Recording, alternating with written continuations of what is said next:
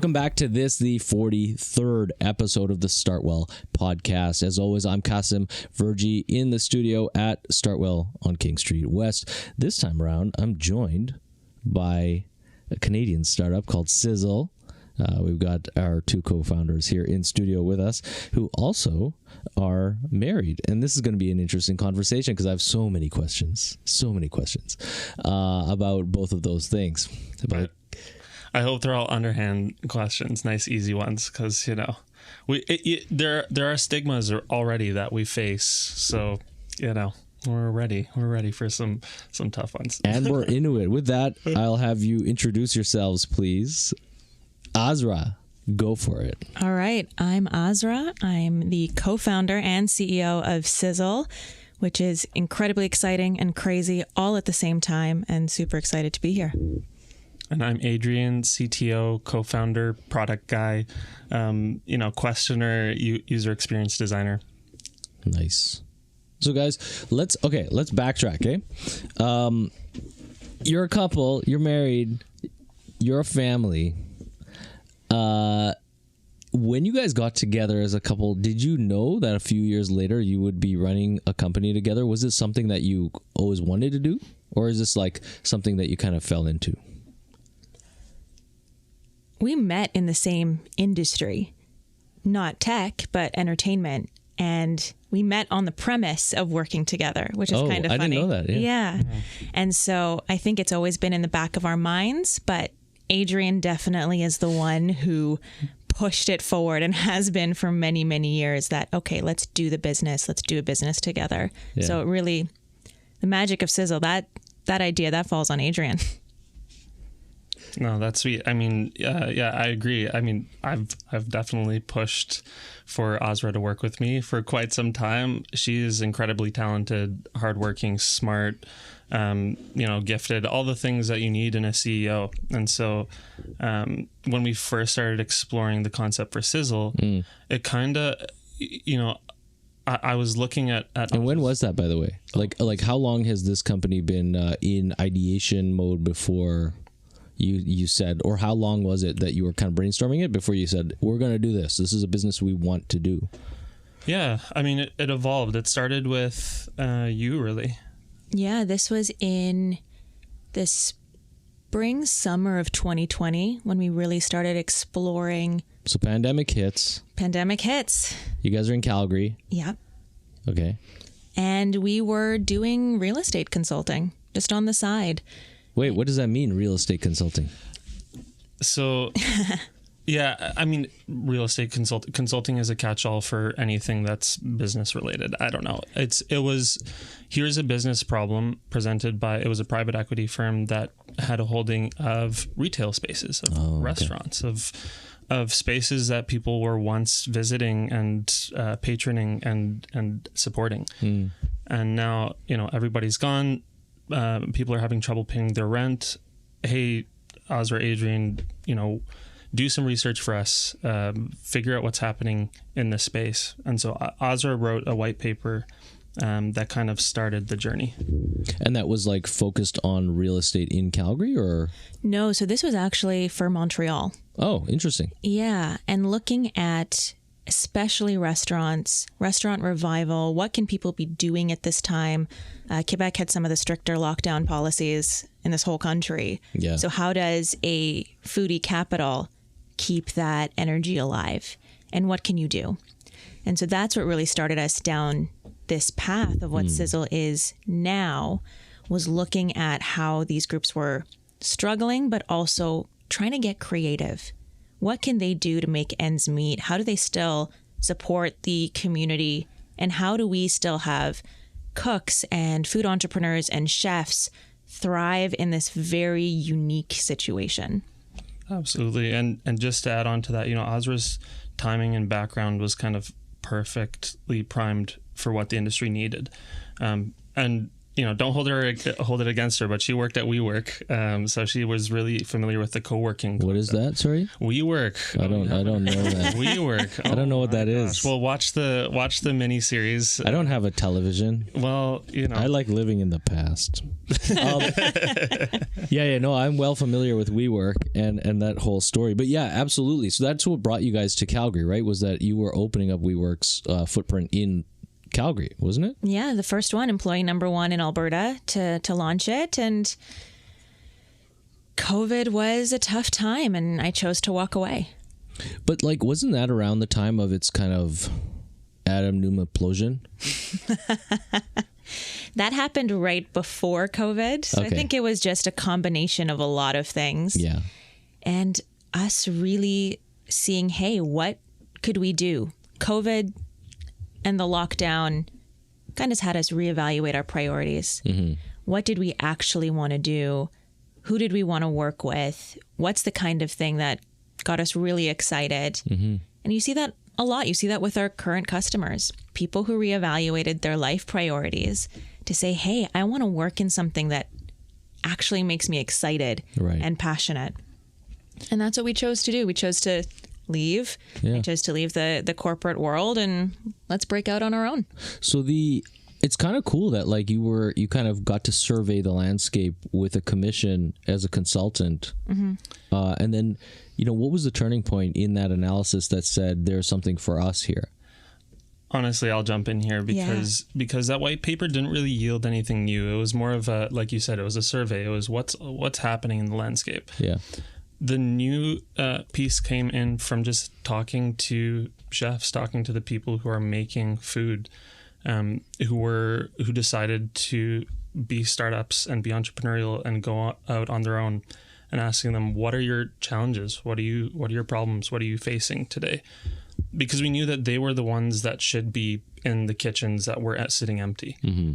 And they told us it was finding space. And then they told us it was making sure it was clean. And then, we learned quite a bit more over the ensuing year. So basically a year ago, we came across the concept of, not even the concept, we came across the problem that needed to be solved. And then we spent the rest of the year coming up with partnerships, designing a product, building a team. So let's break it down. Syzl as a software platform that connects kitchen spaces with its users in short-term basis. Is that what it is? Like an Airbnb for kitchens? You got it. Yeah? That's exactly it. Okay. So it's an interesting thing because I guess what have you found in terms of how these spaces are being provided to your customers outside of your service that's about to get launched? It is a who do you know industry. Okay. It is I have a friend or my dad's cousins, buddies, nephews, whomever has a restaurant and they're looking for someone to come in so they can make extra cash. Mm. It is very much the people that you know. It is Craigslist and Facebook Marketplace. Wow. It's a thriving black market of this, but there's no trust. Mm. You don't know who's coming in. You don't know how to find the right places. I would think even insurance liability issues are a big concern for landlords. So correct me if I'm wrong, but I know here in Toronto, I've talked to a few people about this too, but as retail kind of became ghost town in 2020 and 2021 spring, a lot of those spaces, landlords were still looking for long-term lets, even though they could have done short-term deals with, probably the people that are your customers. And to the point where a lot of, restaurants had to fold, unfortunately, went into bankruptcy, whatever it was, owed the landlord money, walked away from turnkey setups.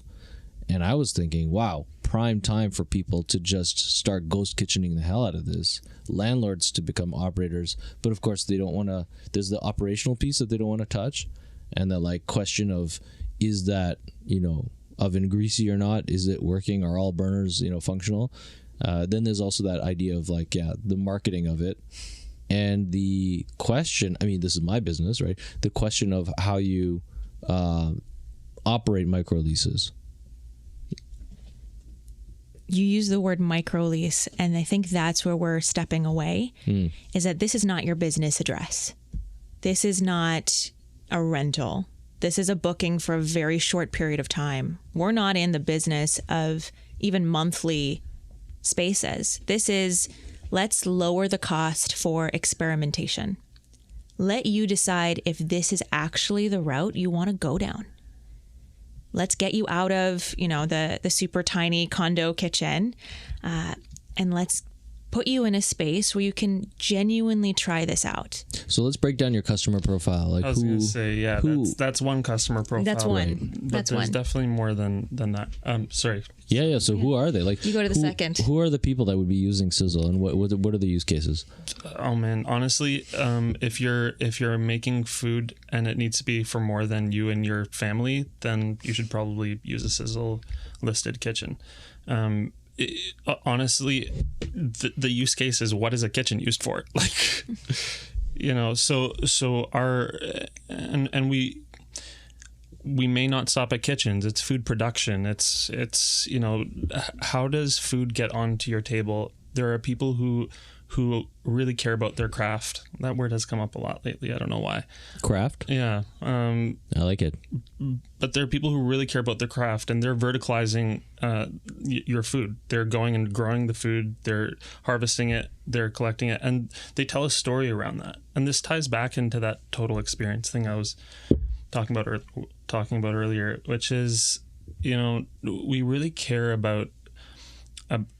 As a society, I feel like we're moving towards really caring about experience. Like everything is, food is a commodity, but when you build a story around it, when you build a narrative and something that can connect people, it becomes more than a commodity. I mean, that's where the value actually lies. It's not in the stuff.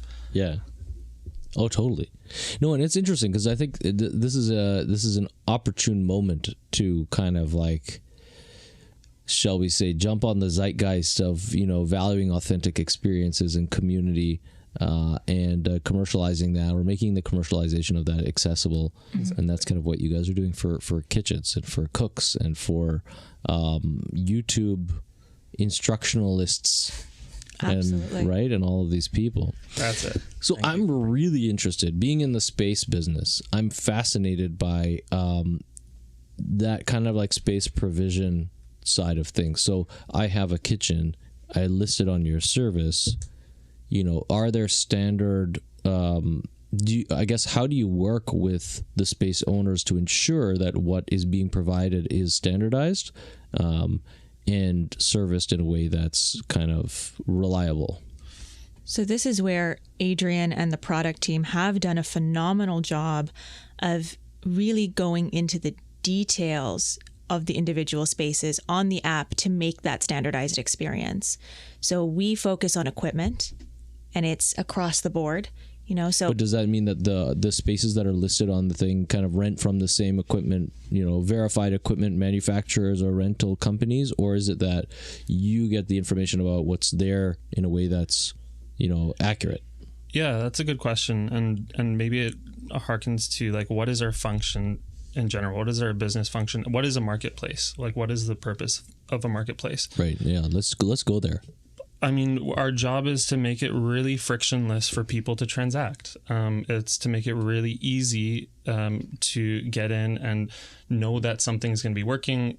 And again, this comes back to having interviewed chefs. What do they care about? And then serving them what they care about in order to establish that trust and those transactions. So, I mean, on the equipment side, we've started building partnerships with people who know equipment, with equipment repair companies, with manufacturers who would love to get chefs using their equipment, but then B, who have the knowledge. Like, we know there's an ecosystem. We're operating within an ecosystem. But there are other people serving chefs and food makers in amazing ways, and we want to work with them. So back to what you had said also about, as a kitchen owner, what do you do? It's exactly what Adrian said. We're allowing you to operate within this ecosystem in a way that you wouldn't have previously, and we make it easy because we're able to help you narrow down the type of equipment you have to put on the platform. We have incredible, very detailed health and safety checklists. We make sure that, the pictures are up to par. We make sure that you're going to get paid properly. And we make sure that the use case that works for you is the one that's discussed the most. So let's talk about your kitchen. Yeah. Maybe not the best space for a massive wedding catering operation, but could be a really cool space for some of our chefs to come in and host a YouTube demo. Sure. Or to do a pop-up dinner, and making sure that we have those distinctions very clear and available so we can serve all sides of the market. Mm-hmm. No, I mean, I definitely see the kind of like diversity in the customer demand, and you acting as more than, you're kind of acting not just as an open marketplace, but as a kind of curator of these spaces and communities, like double-sided marketplace thing. So are you launching multi-territory, or in just like when you guys go live, which is also happening what territories are you focusing on? So go live is June 1st. We have that's in a couple days for our audience who may not know when this was published. We're just about around the corner from there. Yeah. This is happening fast. We've been onboarding kitchens for the past 2 weeks. We'll launch with probably 40. Our goal was 50. So, but there's a chance. There's a high chance. And this is maybe something else that people who are listening to this, who are maybe thinking of this, starting up a business, marching into the unknown, is everything. You have to approach it with that mentality. I know that there's the salesy aspect where you need to march ahead confident, like the world is just going to bow to your feet. Right. On the other side, there's a real risk. 60% of startups fail in the first year, 30% after that. It keeps going up. Yeah. To make it, you have to grind. You have to work hard, and there are risks involved. And sometimes you're gonna, but you have to aim you have to aim high. You have to also have your targets set. So it's weird to have this duality, this duplicity in your mind, but yeah, what you want, and then at the same time, what's good enough. So let's say you launch with 40 or 50, it doesn't matter the number, because it's still good. It sounds like you have stock. Again, what territories are you launching in? What cities? We're starting in the GTA, okay. But really Golden Horseshoe, if we think about it. Because what is the Golden Horseshoe? I'm so ignorant. Yeah, that's okay. That's, we have Niagara and St. Catharines all the way up to Barrie. Oh, all around the lake is what we're saying. Exactly. Is that the Golden Horseshoe? Is that the horseshoe, the curve around the lake? My publicist told me the term, so I've been using it constantly. You have a publicist? That's amazing, man. She's fantastic. I just have a screwdriver. And then launching in Montreal before the end of the summer. So those are the two major markets that we're hoping for now, and then across Canada. Yeah, let's roll it out. Let's continue to bring this in the major regions that need it. How are you approaching your market in terms of getting the people who are looking for bookings? What's the access to market there that you're going for? Is it ads, or are you doing something else? So we are doing marketing, but it is mind-blowing and also humbling to see how many people are seeking us out. Wow. Yeah. People who have heard from someone or seen something, heard from word of mouth, and are reaching out. It's like the call I had yesterday. Lovely woman who makes Jamaican rum cakes, and she's in her 70s, and she heard about us from a friend of a friend and gave me a call, and he's like, when can I book? When can I start? This is not somebody who's going to be on, Instagram or checking out on Google. Yeah. They just heard about it, found my number, and there you go. And that seems to be more and more how people are even coming to us, is the demand is there. Right. But on the other side, we're also a marketplace. We need to attract people. The only way a marketplace survives is if it has a bunch of buyers and a bunch of sellers. And so, we're also running a digital ad agency, marketing agency, and all the experience that we have from that business, we're bringing to Syzl. So a lot of digital channels, Right. and making sure that you have the ability to track which digital channels are good and which ones are not worth spending money on. Because we've seen businesses go down that route of, Oh man, the last couple of years, especially, like, pay-per-click is messed up right now. It's crazy. Like, I don't know, at least in our segment, which is like 5 different things, right? We're in like office space, co-working, studios, within studios, there's audio studio, photo, film, like so many different things. But what I've seen is, you brought up WeWork. Okay, let's take a great example of WeWork. WeWork being this massively overfunded, under planned venture that has no really approach to sustainability in its business model, but somehow access to oodles of oil money that it can just plow into ads to try and satisfy this kind of like a churn balancing on their whatever reporting by saying, hey, we're signing people up. So they're paying so much money to acquire these people. And the willingness to spend just to acquire a customer, even if the customer churns out, is so high that it tweaks the market for ads. And again, with Regis or IWG that owns them and other people in my space, we're finding that like a cost per click on an ad, let's say that was $2 in 2019, is now about $15, $16. Yeah. To the point where if you do the math on it, it doesn't even like make any sense. Like, even if you kept that customer, you'd be indentured to keeping them for years. Right. And you have to do that modeling before you start spending money on ads. You 100%. have to make sure that you're covering your cost of acquisition with the lifetime value of the customer. And you don't need to know every number, but have a target so that your target your target leads to a feasible company, a sustainable company.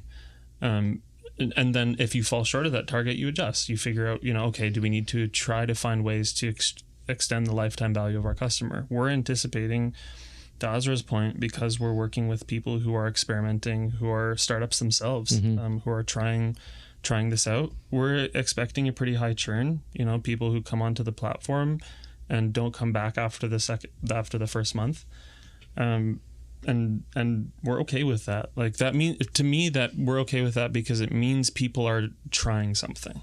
Have you guys been considering the applicability of your platform for shooting space, for like professional media production in diverse settings, this kind of on location vibe?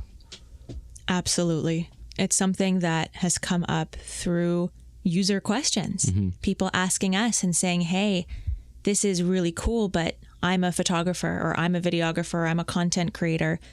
Can I use this space? Do I have to be cooking in it? Right. And the answer is no, right? We want to be able to provide those kinds of spaces to the people who need it. And if you need it for commercial purposes, if you need it to cook for your community, if you need it for your job in content, to do demos, to do recipe R&D, we want to be able to make that kitchen as useful to you and your use case as possible.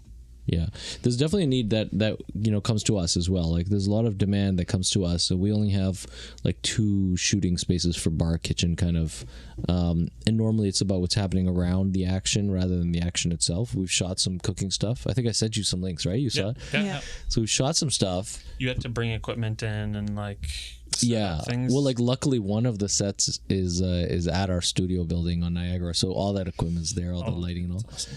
Yeah. But the point is that, there's a whole different approach to kind of shooting this type of content on location, and a certain type of production crew that's agile, that's good at it. It's like shooting wide and getting those shots with as little space around that kitchen as possible and still squeezing in lighting somehow. It's like, it's its own world, and it's kind of a pain in the ass for people that don't want to do it, So I'm sure the people that do, their biggest pain point is finding location. So you're going to come in and save the day a bit. That's what we're hoping for. Nice. So paint the picture of the company and what you guys set up in terms of your like organizational, structure outside of just the 2 of you. What does the team look like, and how is it possibly going to grow through the rest of the year? Amazing team. Just we were very lucky. I think we were also strategic. I want to pat ourselves on the back a little bit. Moving to Calgary, in all honesty, we anticipated. I mean, we didn't anticipate. We just saw that Calgary was really advertising their investment into technology. And so we said, well, we want to be there at the beginning when the industry is kind of budding and starting to really flourish. And I think it's at a tipping point right now, for sure. Really? It's been growing? It's been growing. I know there's been money. There's money available. There are people too. And so that's the other side. Is that because people are moving there or because people are like trained to be good? No, listen, this is the secret. It's the second thing you're talking about. It's them being trained to be good. You have a bunch of engineers who have gone through the boom bust, who are sick of the instability that brings. Maybe they left the workforce for a little bit for one reason or another, but they're smart and they know what hard work is and they know how to apply their minds to problems. And the city has decided to make an investment in retraining that group of people. And so this is people from the oil patch style, like people from energy sector transitioning into software. Yeah, different energy different engineering sectors, but primarily energy there. And and transitioning, doing the change to another career that really needs them right now. Amazon's opening up a building with 3,000 employees and it's like a server farm. I don't know, something. Oh, it's for web stuff. It's not for distribution of product. No, it's for web. It's servers. Wow. Yeah. Wow. I used to be in that business. Calgary could be, a pretty good place to be in the next 5-10 years. So anyways, we positioned ourselves to be there and we've leveraged some of that financing to help pay for our staff which we were able to train up further, learn new technologies. They're now contributing to the product. We have a senior engineer. We have three juniors now, myself, and then Azra's heading it up on the go-to-market side. Yeah, we have 2 currently in sales, BD, customer success, and bringing on 2 more.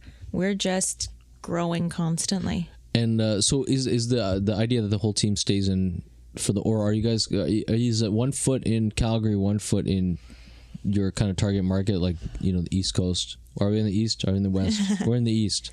For all our listeners unfamiliar with Canadian geography, like Quebec and Ontario, will you have people boots on the ground here?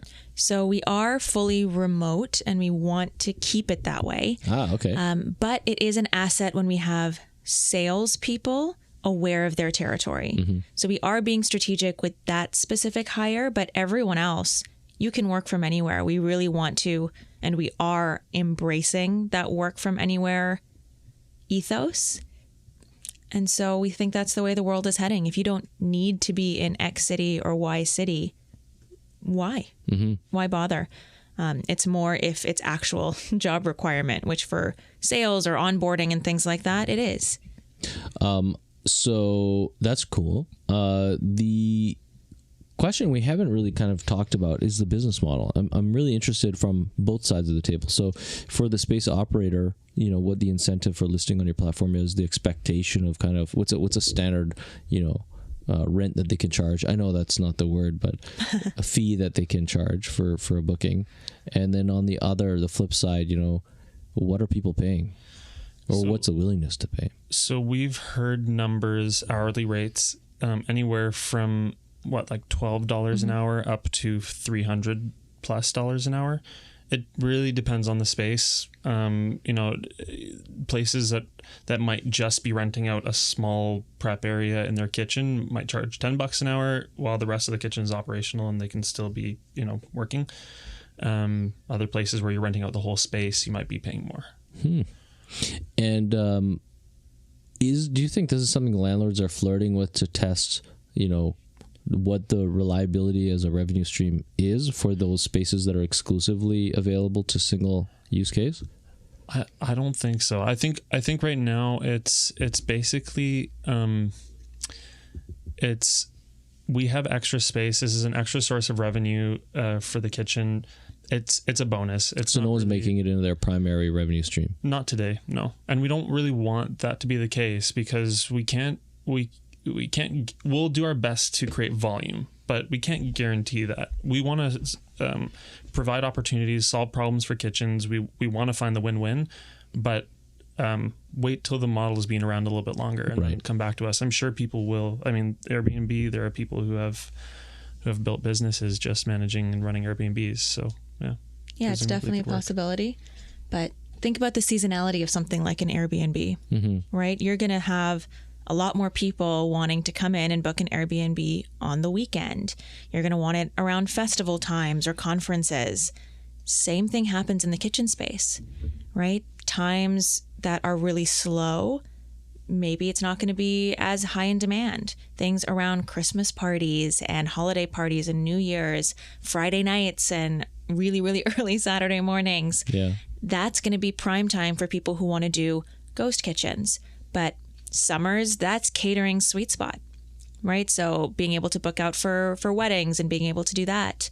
Farmers markets, that's, springtime and summertime. It depends on their business. And that's why we can't tell the kitchen space, because you don't know who your customer is going to be.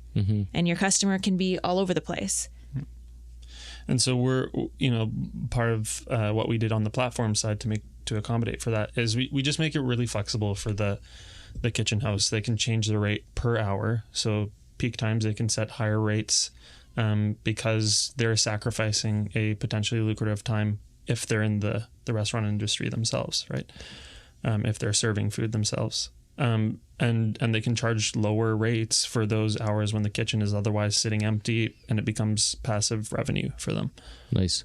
And are you handling payments, or you get a referral check from the landlord, or how does it work? No, these are hourly rentals. So everything's bookings, hourly bookings. Hourly bookings. Everything is like credit cards. We're handling payments. And then you cut the payment back to the lister. They connect their bank account. Nice. It's all like Stripe connected. Yeah, we don't have to do. Nice. That's awesome, man. So what's I guess what's involved in launching this? What's happening in the next few weeks? The next few weeks is finishing onboarding kitchens. We're sending out photographers to make sure that it's our platform. That's good. Right? We're setting the standard for what the next round of, kind of self-serve kitchens actually does. And we're making an investment in our early adopters, people who said, I'm going to take a risk. I'll put my space up on your platform. Okay, well, we'll take a risk too. We'll put some money into your space, and they'll get nice photos of their spot. They're really happy with the arrangement. So that's cool. Yeah, no, I like that, because you want it to look good. You want to be compelling, and you also need to show it in equal light, right? Each space. Yeah. Okay, so that's on the kitchen onboarding side, and then we're working with our partners, working with some incredible chefs who are excited to welcome us into the marketplace. People who could use it now, or honestly, people who could have used it 10 years ago and see the value. And we're just going out, marketing, talking to people. I don't know when this is coming out, but if any of your listeners are going to be in Chicago for the National Restaurants Show, hit me up. You guys, on that note, though, you were at the Canadian show this past week, right? Yes, we were. And how did that go? What was the experience like for the first time, I'm guessing, going to a show like that and presenting something?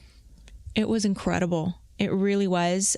The energy was also really high. This was the first trade show in 2.5 years. Oh, so, at the Metro Convention Center. Yeah. Restaurants Canada hasn't been able to do it. And so we were hearing from a lot of people that there was a lot more people, a lot more high energy, people hanging around more, because they wanted to get back into it and feel like, things are moving forward. The theme for the show this year was revival and recovery. It's how do we now go onwards and upwards? So for us to be there to show those opportunities for revival, not just for restaurants, but for cooks and chefs and entrepreneurs, it was a really valuable and incredible experience for the company. Nice. That's exciting, man. I can hear the energy in your response. And so we're going to build on that and take that to Chicago. Yeah, I'm going to be in Chicago.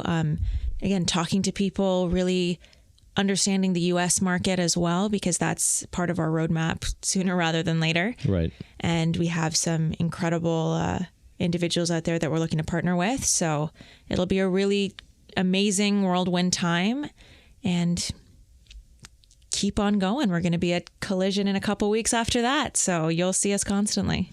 So on that note, though, like it's funny. Maybe I'll go this year. I've never been a Collision because it's kind of It's like too big. It's like yeah, Yeah, no. I don't have a TV. Shuffle. Yeah. Well, it's just the drama of large crowds being excited about starting up. I'm just busy running my business, so I feel like I don't have time to like go and. Okay, I'm gonna pitch you on going. The reason it's the same energy that you just picked up on from Azra at this other show. It fires you up. It motivates you. You're like, okay, there are other people who care about what we're doing. And that feeling is, I mean, it's definitely contagious. Like it trickles down to our team. We share it with, the people we work with, and they're fired up. So I don't know, there's benefits that are maybe not as tangible or immediate, but definitely worth being around high energy people. Marketing other than ads, are you guys doing any cool, like, cooking show pop-ups, content series? What's in the Nothing's off the table. Let's say that nothing's off the table. We want to launch, we want to get out there, but there's a lot of really cool ideas swirling around, and we're excited for what this could be. Yeah. I mean, I don't know if you've noticed, but like chef celebrity is becoming a thing, or it's already become a thing rather. And so we definitely see opportunities on that side as well. We're working with some great agencies and some great people, and finalizing some partnerships. Nice. That will really, it'll do two things. It'll bring in a caliber of chef that we'd really like to provide a kitchen to, but then it'll also kind of creates that aspirational, I could be that person. Right. If that guy can use this kitchen, I can use it. Yeah. For sure. Yeah, well, I'll definitely make some connections because we through the studio side of the business definitely have some interesting food marketing companies in Toronto that we work with, have worked with, and I'd love to extend, our couple spaces to the platform. We'll talk about that offline and look at closed another deal. There, getting you towards your 50. Yes, 41. yes. And we might, for our viewers who like the StartWell content that finds its way onto the StartWell magazine online and our YouTube channel, you might enjoy watching some food content that we can put together as well on campus through Syzl. Oh yeah, wicked. Absolutely. All right, guys. Any other shout outs before we head off into the sunset? Shout outs. What are you guys looking for if any of the listeners can connect you with some value in any way? Everyone knows someone who makes excellent food. Get them to share the love. Go on Syzl, get them excited, get people to be able to share those talents. That's honestly what it is, because we all know that person that we've said, oh, that was amazing. You should sell this. You should do this. Right. And now we're making it easy for them. So let them know. I like it. And if there's some way to work with us, we are, we don't want to own everything. So we're friendly to anybody in the same space. We want to connect. We want to talk, figure out how to share resources, share people, share ideas. Nice. Well, it was a pleasure having you on the mic in the studio and for the StartWell podcast. And I look forward to the launch and seeing what happens, and also doing some stuff together, partnering. We love it. Thanks for having us. Wicked. It was a pleasure, guys.